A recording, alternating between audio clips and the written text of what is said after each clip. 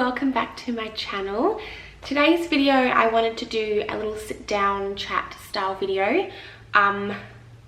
So as you can probably tell from the title, it's going to be my first signs and symptoms that I was pregnant and my 2-week wait. So if you're not in the trying to conceive community, the 2-week wait is the time between when you ovulate and when you can take a pregnancy test or when your period should be due. So I'm going to talk about all of my symptoms in that time and then all of my symptoms up to the end of my first trimester. So let's get right into it. I have my pregnancy journal here. This is from Blossom and Pear. They're so cute. It says hello little mama on the front, and they also have like baby journals as well, so when the baby's born you can fill out like their first year type of thing. But yeah, so I've got my journal here to remind me. So this starts at 4 weeks because that's roughly when you find out. But yes, so my first symptoms really before we found out were I've written it here. So I was getting really bad headaches, like really bad headaches, and I see a chiropractor every week anyway, and I do have some issues in my neck, so that often gives me headaches. So that I just thought that that's what it was. So I wasn't yet thinking like, oh, you know, I could be pregnant, like none of that yet, because for me, in the 2-week wait before this month, in the other 6 months that we'd been trying for, I had like done the symptom spotting. So you can tend to just convince yourself that you're pregnant even if you're not. So this month I was trying to relax a little bit more and not pay too much attention to those very, very little things, because I often, like, I'm very in tune with my body, and if something's not right I generally know. So when I was getting headaches and stuff, I wasn't really thinking like, oh, I could be pregnant or anything like that yet. I was just getting really bad headaches. And the next thing I had was I was extremely tired. Like I felt like I could not stay awake at all. Like I was so tired for no reason. My first thought was that I had low iron, so I started taking an iron supplement, and that made a little bit of a difference for a couple of days, and then it went straight back to feeling really tired again. So that was strange because that's not a normal thing for me. And then the next thing was I was feeling really hungry. So I could eat a full-size meal and then 10 minutes later feel like I'm starving again. So that happened probably for about a week, and then that went away. But that was so weird. Like I'd never had that feeling before. I'm currently 17 weeks and 4 days pregnant now, so I'm feeling that again now because I'm in my second trimester and I'm hungry all the time. But this was very strange for me. That's not normally something that happens, so that was very strange. At this point I had started to think, oh, maybe, possibly, but then, like I said, because I'd been symptom spotting before, I didn't really want to believe that I was pregnant, so tried to just put it out of my mind and not think about it again. And then the next thing that I had, we went down to Bremer Bay with my family and stayed there for 4 nights, I think, because my parents are moving down there soon, hopefully. The house is under offer and they've got an offer on a block down there. But when we were looking at the blocks, some of them had very small hills on them, not very big hills at all. And I'm, you know, a reasonably fit person. I was working out 5 to 6 days a week, doing CrossFit, so very intense, like high intensity workouts. And then when the gyms closed because of the virus, I was doing like high intensity workouts at home and then still lifting weights. So I was a very fit person. So this was really strange. When we were walking around the blocks, walking up the hills, I was so puffed. Like I just felt like I couldn't catch my breath. And I was thinking like, oh my God, like I thought that I was fitter than this. Like I've got to put some extra bloody effort in here. But yeah, so that kind of ticked off my radar that something was a little bit off. But even then I still wasn't thinking like, oh, this definitely means I'm pregnant. I just thought, oh, like I could be, like, because I know that can be a symptom. So I was like, yeah, maybe. And then that week as well, I had started to feel like a little bit nauseous in the mornings, but as soon as I ate, it was fine, and then the rest of the day it was okay. There was one day where we went to get like a tea and coffee at the pub, and I had a green tea, and that made me feel so sick. I had to go straight back to the house we were staying at and like lay down for like 20-30 minutes because I just felt so sick. And then I got up and I ate food again, and then I felt better. So that was another thing I was like, that's really strange. But I was having headaches, so I thought that maybe it's just like a migraine type of thing. And then the last thing for that kind of like 2-week wait period for my first symptoms, I had been tracking my basal body temperature through a thermometer because I was trying to track my ovulation, obviously. So my temperature, well, most people's temperature drops or dips when you're about to come on your period. So when we were away, one of the days, and that was the week I was kind of due on for my period, when we were away, one of the days my temperature dropped right down low. So I thought, this is it, I'm gonna get my period, whatever, it's fine. So yeah, I just thought, oh well, you know, try again next month sort of thing. And then the next day, my temperature spiked up so high. Like normally it sits roughly around a 36 point something, which is kind of like my normal base temperature throughout the month. Other than ovulation, it dips a little bit again, obviously down to like 34. This is degrees Celsius as well. So it spiked, my temperature spiked right up to like 37, and then the next 2 days after that it went up again a little bit more, so it was like 37, and then it was 37.6 or something like that. And then the day I tested, it was 37.11. So sorry, yeah, 37.11. The day before was 37.06. So because my temperature had kept going up, and I know that can be a sign of pregnancy, that was the day I did the pregnancy test and found out that I was pregnant. So yeah, if you are trying to get pregnant, definitely highly recommend tracking your basal body temperature, because it helps heaps, helps so much in being able to see exactly when you ovulate, and then also to be able to detect if you're pregnant or not. It doesn't always work that way, but it did for me. Okay, so now we're up to when I found out I was pregnant. So we found out I was pregnant when I was 4 weeks and 5 days. So, you know, reasonably early on still. But yeah, so I kind of had those same sort of symptoms up until 6 weeks. So that the rest of that week, the whole week of 5 weeks, felt pretty much the same as before. Just a little bit of nausea in the mornings. Once I ate, it went away. Feeling a bit tired and just run down, like just low energy. But that was kind of mostly it, like slight cramping, which is normal in early pregnancy. But that was it, you know, up until 6 weeks, that was fine. And most of the time they say your morning sickness type of symptoms don't kick in until 6 weeks. And then for me, it was like clockwork. Like it was like the stock standard pregnancy. Like the day I turned 6 weeks, I felt so sick, like every day. I was never actually physically sick. I never vomited, but I definitely felt like I was going to, and it was awful, like awful. Every day for the next 6 weeks, I had felt nauseous,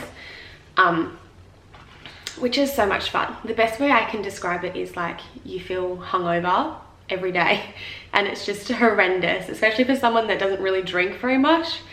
Awful, just an awful feeling. But yeah, that was mostly it. So just the nausea kicked in a notch, and yeah, was definitely there. Yeah, so what I was doing, and my boobs were so sore, like kind of around the sides here, like you just couldn't touch them. They were so incredibly sore. It was just ridiculous. Like they'd never felt so sore in my life. But yeah, so that was 6 weeks. And then so this journal kind of jumps every 2 weeks. So 7 weeks, here I've written the 7 weeks nausea wasn't too bad, just very tired, also very sore boobs. So 7 weeks was kind of the same as week 6. Nothing had really changed much. Actually, I think the nausea had gotten a bit better in week 7. Like week 6, it was like super like, whoa, what's going on? And then week 7, I think my body maybe got a little bit used to it, so it kind of didn't feel worse, didn't feel better, just kind of was average. And then I've written here for week 8, said feeling very sick again this week. Boobs are big and heavy, and nipples are getting bigger. Headaches this week still, yes. So not too much. The nausea got worse. Boobs started to grow big, like a lot. And then obviously like changes in my nipples as well. So yeah, and then still headaches. Oh, and that was the week we had our very first scan, so that was exciting. We got to see our little baby in there. Got to see the little heartbeat. That was really cool. Very, very cool. So I've written here for week 9, started very nauseous and bad headaches. Boobs still very sore and growing. Towards the end of week 9, I was feeling better with the nausea, but started getting pain in my sacrum, so my very, very lower back, like down in your pelvis. Our chiro, when we went to see our chiro, I told her about it, and she said that that's probably just like your pelvis is starting to shift outwards and your sacrum starts to come back, so it's probably just a little bit of instability there, which was nice. That's totally gone now. It only lasted a couple of weeks, which is really good. Week 10, still very tired. Had one day this week that the nausea was much less, but then it came back. I've written here very constipated, which was true. I was so bloated and I just like could not go to the bathroom. Bowel movements were not a thing. Headaches every day. And then I've written here, I feel everything is slowly getting better. So yeah, that was fun. I've put in our little pictures here because this is my 12-week little bump, and then that was our 12-week scan. Literally all I've written is this week was tough, felt very sick again. So that kind of explains it really. Yeah, the nausea came back with a vengeance. It was awful. Yeah, really awful. That was 12 weeks, so very fun.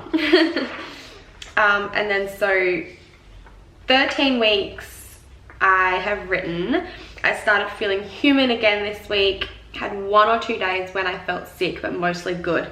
Feeling a bit sad though, as my clothes don't fit me anymore.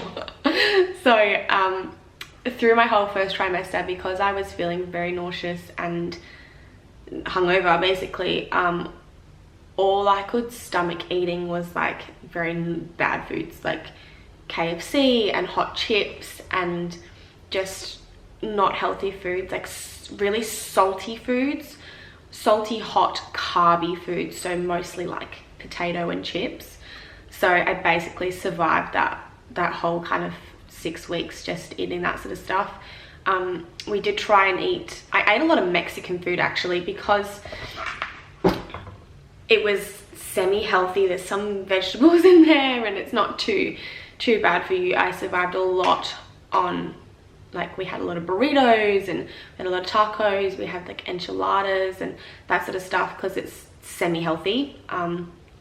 But yeah, so that's kind of up to 13 weeks. I've written here, so there's like a first trimester kind of recap. I've written here, how has my body changed? I have gained around 6 kilos so far. So that's because I was eating crap and obviously I wasn't being sick. So like a lot of women can lose weight in the first trimester, but that wasn't me. And then it says here, boobs are very big and nipples have also grown bigger, starting to have a little bump. Yeah, so I felt like I was starting to look a little less just fat and more like I had a little baby bump there. Still just kind of looked bloated and awful, but you know, girls gotta have hope. And then it says here what I'm looking forward to, and then I've written getting a big enough bump to look pregnant and not just fat, and feeling my baby kick some more. So I had started to feel very, very small movements within that first trimester. I think it was around 12-13 weeks I started to feel little tiny flutters, which was just like the coolest feeling ever. I had felt that for a few days, and then it's gone away again since, and then later on, like in my early second trimester, I have felt more little flutters, but it's kind of just here and there, nothing too intense yet, but I'm so excited to start feeling it move more and more and more. And then most memorable moment is seeing our baby for the first time on the scan, also seeing Bub move around so much, as well as seeing a flickering heartbeat. So on my 12-week scan, my mum came with me, and that was so cool, like to see the difference 4 weeks makes between the 8-week scan and the 12-week scan was just incredible. Like the baby grows so much. It didn't look like a blob anymore, it looked like an actual baby, so that was awesome. And she was moving around so much, like so much. I couldn't believe it. It was crazy to think like that was going on inside of my body. Like she was doing flips and kicks and punches and all sorts of stuff. So that was probably one of the coolest parts. And then yeah, we had a 3D 4D scan done 2 weeks ago today, and that was so cool as well. And she was moving around a lot again then too. That was the day we found out it's a baby girl. You will have seen my last video, which was our gender reveal, where we revealed it to my family, my mum, my dad and my brother and his girlfriend, which was super special. So yeah, but those are my first trimester and my 2-week wait symptoms.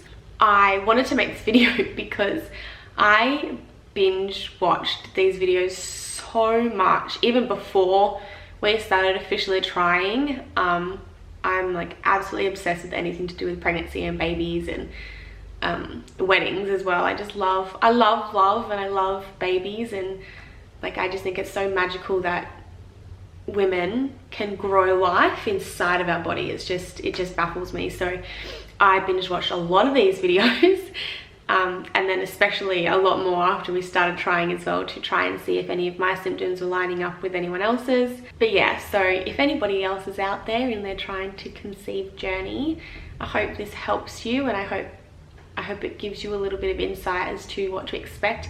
Every woman is so different, so just because I've got certain symptoms and you don't, that doesn't mean that you're not pregnant or that there's something wrong or anything like that. So just keep that in mind. But I also want to say, just keep in mind, symptom spotting is a very real thing, and I know because I've been there and I've done it. And I think for me,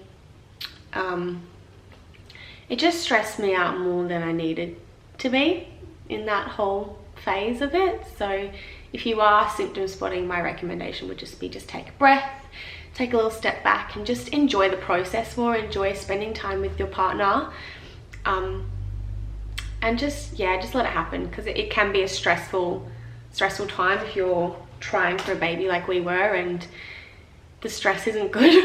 It isn't good for you. So I hope this has given you a little bit of hope and a little bit of insight as to what some people expect.